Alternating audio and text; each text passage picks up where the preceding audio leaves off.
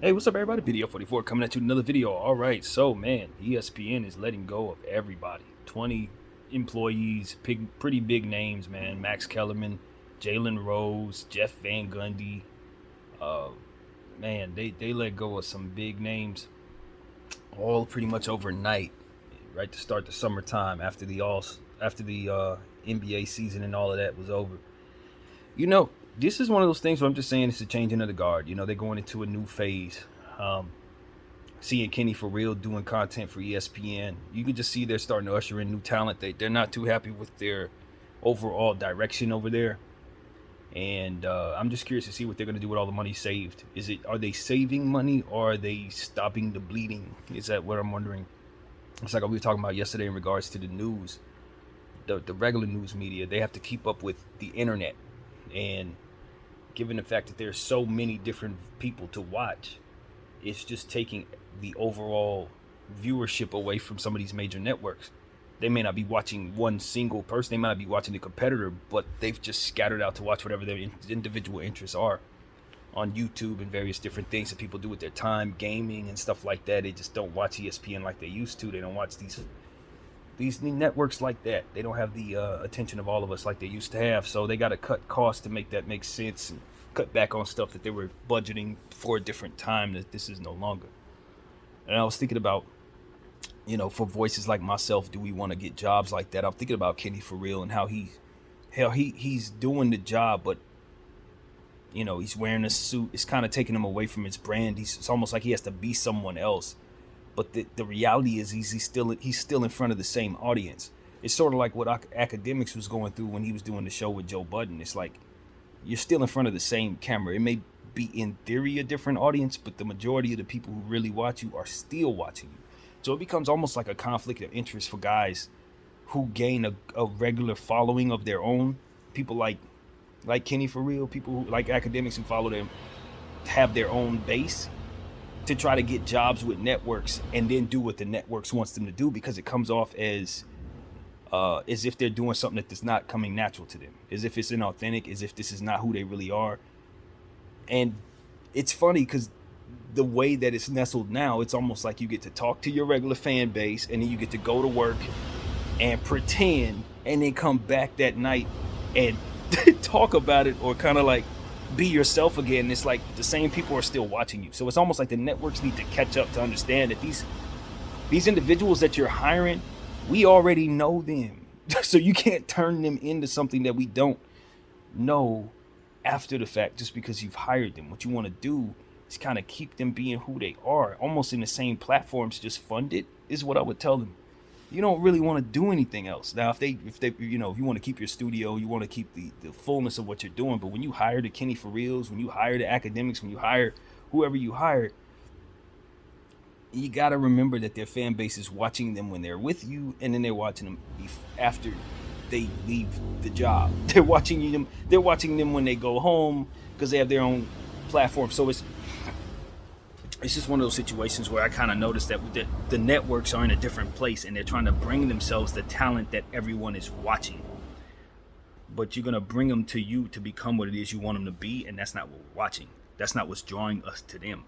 It's them by themselves and however they've garnered their fan base. So I just think it's a different approach that these networks need to try to take to try to catch up to the times.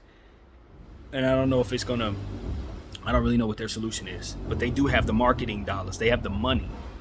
And there's a lot of people out there like myself who need that money to get as big as we want to be. So they're always going to be relevant. They just got to find a way to put their brand on the right stuff so it can go. And maybe even reimagine the entire thing. So that's it. That's all it is. I'm pretty sure they'll do that. I'm pretty sure they're hiring the people that'll help them do that. And it's a lot of work being done over there. So it is what it is, but we work through the content nevertheless.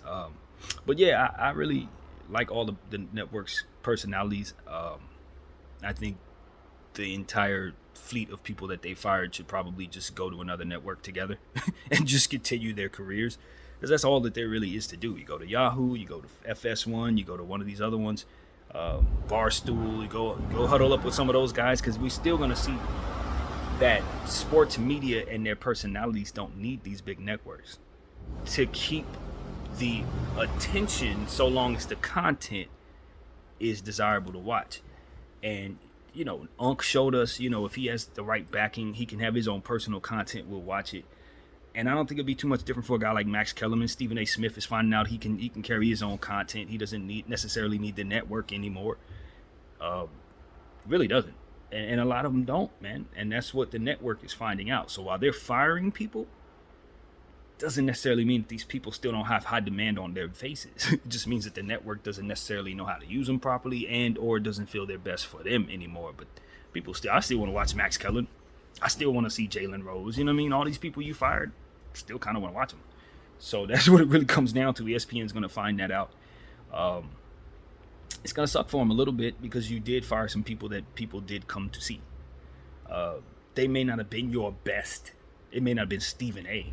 But I still want to watch NBA Countdown with Jalen. You know what I mean? I still want to watch Jeff Van Gundy during the games. So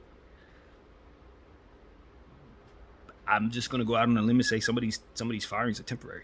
I think they end up bringing these guys back within 2 years. Some of them.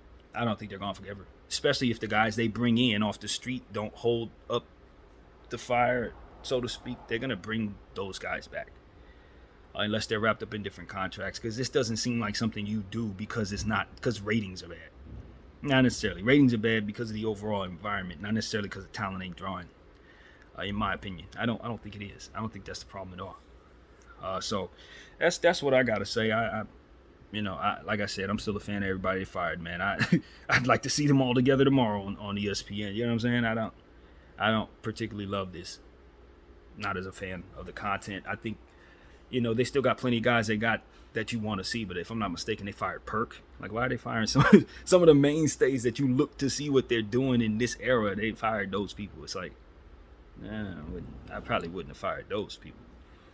So it is what it is, man. They kept some folks around. We'll see who they have left over besides Stephen A. Smith and Malik Andrews. Those only ones I'm certain will be there. Everybody else from the NBA Countdown is shaky. Keyshawn Johnson, I think, was fired. Everybody on I didn't hear that they fired. Well, I didn't see the entire list, so they may have fired him too. But I'm thinking of Jason Williams, because of course they fired the other two, Keyshawn and Max. So one would think they fired Jason too. I just didn't see the entire list, but yeah, man, they got rid of a lot of very, very key names on their roster, and I'm pretty sure FS1 and Yahoo and all these other guys are gonna pick up that talent where ESPN is dropping them off. So that's pretty much all there is to say about that, man. Today's NBA free agency day, so that's where a lot of my content's going to be about. And, it's one of those situations where I tell you guys for myself, I never really desired to be a professional in that way, a sports professional from in a network like that. I never really had those dreams, to be honest with you. I do what I do because I love to do it, but I never really correlated myself and the aspirations of actually doing that for real. I really didn't. Never even looked at it that way. Just kind of love doing what I do. I also like having the freedom of my own voice. As you guys know, if you follow me close enough, I think that I would be able to hold down a job like that because I don't necessarily say too many things that are going to offend. It's not like I slip and cuss all the time.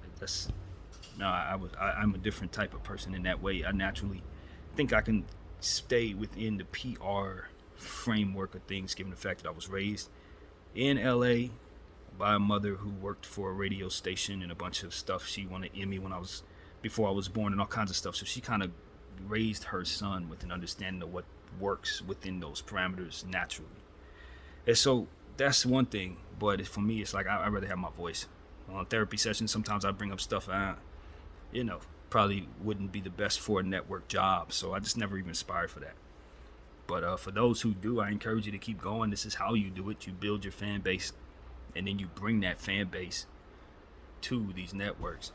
But you got to get so big to get there. You got to get where Kenny's at, and he's putting a lot of years at a high level. So I definitely want to send him big shout outs and congratulations for where he's at and for where he's headed.